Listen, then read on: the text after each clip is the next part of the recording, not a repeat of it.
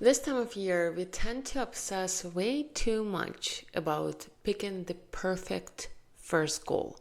But here's what I've learned: it doesn't really matter which goal you pick. And today I want to show you why the goal itself is almost irrelevant and why something else matters so much more if you want long term success. When people join my sprints, be it private or group sprints, the number one question is always, what should I focus on during my first sprint? What goal should I pick for my first sprint? And the answer that always puzzles people is that it doesn't really matter. Because the first sprint is not necessarily about achievement, it's about getting your first real feedback loop. The moment the fantasy meets reality. We all have this imaginary life that we are living in our head. And we always have so many assumptions about how much we can get done, about what works for us, what doesn't, that this fantasy dictates our goals. But when we actually put something on paper or on a scrum board and actually start attempting to achieve this goal, that's when the rubber hits the road. And that's when we learn how much time we actually have, how much energy we truly have on a daily basis, how many commitments are hiding in our week, how much time all these household chores take, how overly optimistic our brain is about time. So not all first sprints are a glowing success, because probably they're messy, imperfect, but incredibly valuable, because for the first time we have data about our life, real data. And once the sprint ends, we can look at our scrum board, what worked, what didn't, what surprised me, when was I at my best, what completely drained me, what helped me to move these items all the way to done, and why is this task is still in the to-do column. And you learn valuable lessons that you can take into the next sprint. And the second sprint becomes a little tighter. The third becomes even tighter. And by the fourth sprint, your sprint capacity estimation is very close to how much time you really have available. There is not a big gap between your fantasy and the real life. These two are more aligned. And as a result, you can create more realistic plans, you can stick to your plans, you can see things through, and this results in a much more peaceful life, in a much more content life, in a life where you're calm and proud of what you achieve every single month, and you see progress. Because that's the number one thing that people come to me and say, is that it's not that I want some incredible results. I just want to have this feeling of progress on a monthly basis, that I'm working towards the things that are important to me, that I'm not just spinning the wheels in the busy work. And that's what you achieve, one sprint at a time. And the reason it works is because you are building your own productivity system that works for your personality, your circumstances, your rhythms, and your energy. The first few sprints, it's not necessarily about achieving certain goals. The main goal is to uncover and learn your success key, your secret code, if you will, the conditions under which you work best. Think of a sprint goal as a dumbbell. When you go to a gym, you don't really care about how the dumbbell looks like. It can be green, it can be blue, it can be made out of plastic, it can be made out of metal. doesn't really matter because the dumbbell is not the goal. The goal is to gain muscle and become stronger.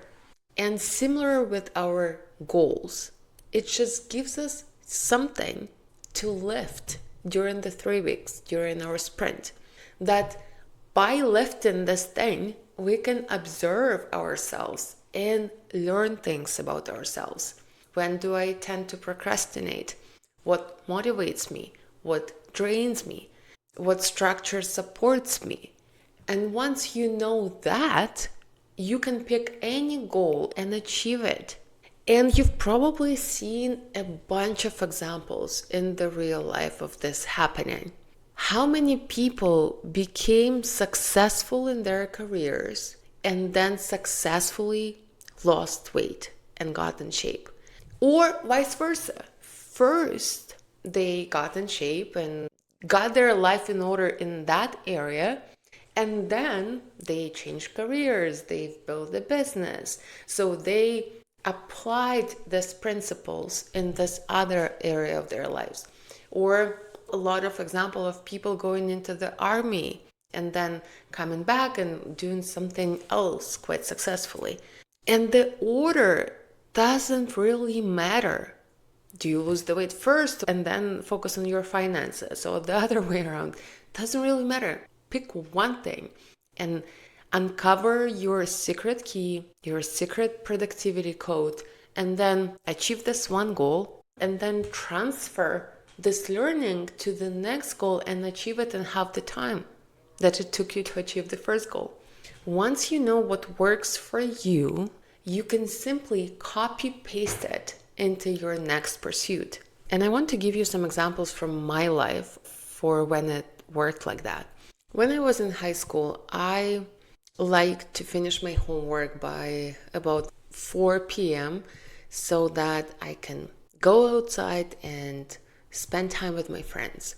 And I wanted to have my weekends also free so that I can be outside with my friends. So it worked really well for me in high school. I was an A+ student, so I had no excuse not to transfer the same rule to my university.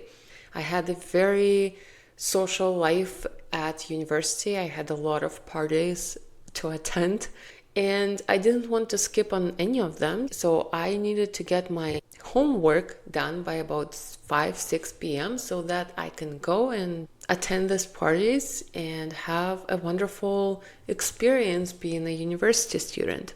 And then I've applied the same fixed schedule system to my career and then to my grad school and now to my business as well. Same rule, same outcome, but different goal. So I just copy pasted what worked for me in the past in my new pursuits.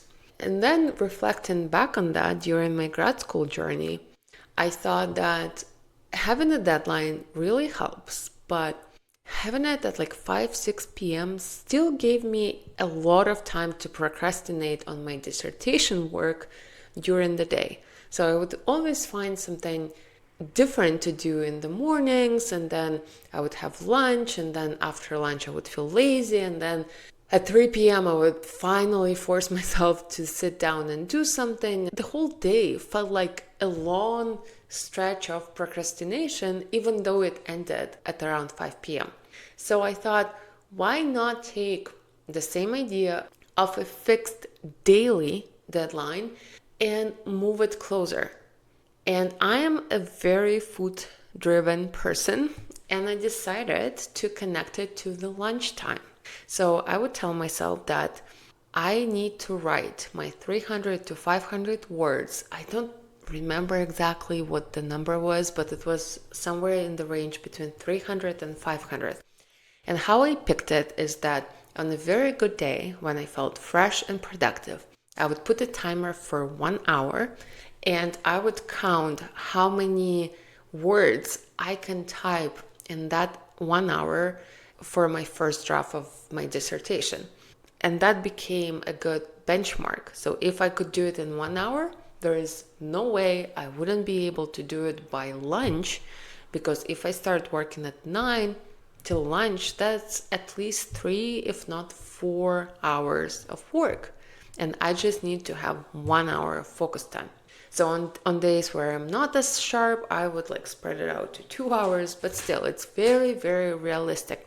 And the rule was that I would not eat lunch till I have this number of words added to my first draft. And this worked. It worked so well.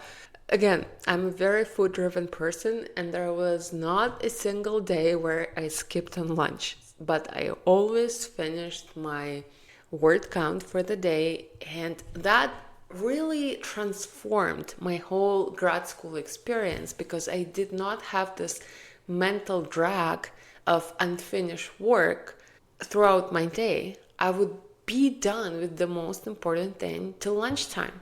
And because of that, I was able to finish my grad school earlier. I was able to defend my dissertation and finish a semester earlier. And then I gave the same advice to my younger sister, and she was able to finish her dissertation on time, and it worked really well for her as well. I know it sounds a bit harsh, this rule that if you don't achieve this by lunch, you don't eat lunch. But again, I've picked a goal that is very realistic to finish in 4 hours. And I wasn't trying to push myself or anything. And throughout this, I always ate lunch, but I also saw consistent progress on my dissertation. So since then, I've borrowed this no lunch rule, and I have applied it to a bunch of other goals in my life. Another example from my grad school was that when I first started my grad school, I had to read a bunch of academic articles. And because I had a break between my undergrad and my grad school, I wasn't used to reading academic papers. I was working, and I lost the skill and the mental capacity of reading complicated academic articles. And I've realized that if I had a goal to read and understand and then write about these complex topics, I would need my brain to be at a higher capacity to do that.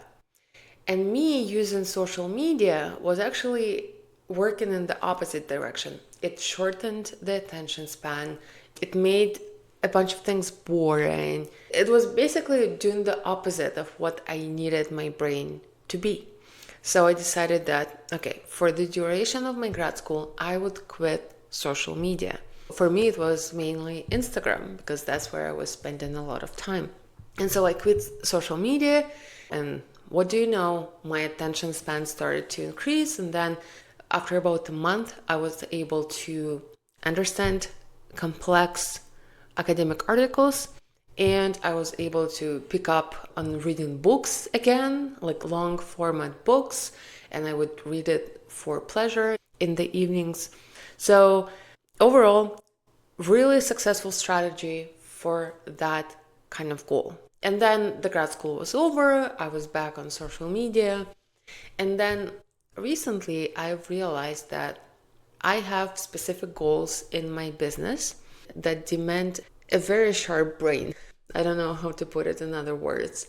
And what do you know? Like, I open my tool set and I see, like, from my past, and because I've been doing this sprint thing for 10 years, so I have a wide range of tools that I've applied to different sprints and different goals. And I was like, okay, where in the past did I have to increase my mental capacity for things? Okay, it was during grad school. What did I do? I did this thing. And so for me, I knew that I had to quit social media because it worked really well for me in the past for this type of goals. So that's what I did. And the skills are transferable. Again, the things that work for you in your career are likely to work for you in your weight loss journey or in your home decluttering journey. And I have proof for that. It's been 1 full year of me running the focus room. That's my private membership where we do group sprints together. It's been 12 full sprints. And I have members on there that have been with me since the very beginning. So I have the privilege of observing their sprints for the last year. And after watching people move through the entire year, setting different goals, I can confidently say the goal never matters, but the learning always does, and the learning compounds. So let me give you a few examples. There's one woman who started with a very simple goal that was related to her job search. And the first few sprints, all her goals were kind of related to the job search. And then once that was on track, then she decided to focus on decluttering her home, because that's something that she neglected for a while due to some health issues. But now she felt like she can handle that. And the skills and the little lessons that she's learned about her productivity from the job search goals helped her to declutter her home. And then she decorated the space a little bit. And it's funny, you can actually, like, whenever she joins the calls, you can see her background changing as the year progresses and getting more and more organized and beautiful. It was like visual proof that things are changing for the better. And now, in this season of life, she's focusing on publishing her work on Medium. So that's a new pursuit of hers. And again, she's taken all the lessons from the job search, from decluttering the house, to this new creative pursuit. Totally different goals, totally different seasons of life, but the lessons she learned about herself keeps on compounding.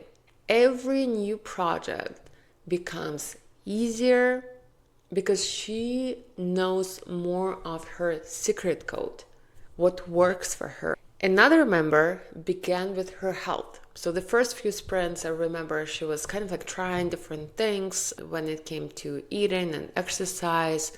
And I worked with her one-on-one prior, so I know she's been tweaking things here and there, trying to find that secret code. And every sprint got her closer to this framework that works for her. And then eventually she was able to structure it in a way where exercise is consistent, eating healthy is consistent. She found the way that works with her personality.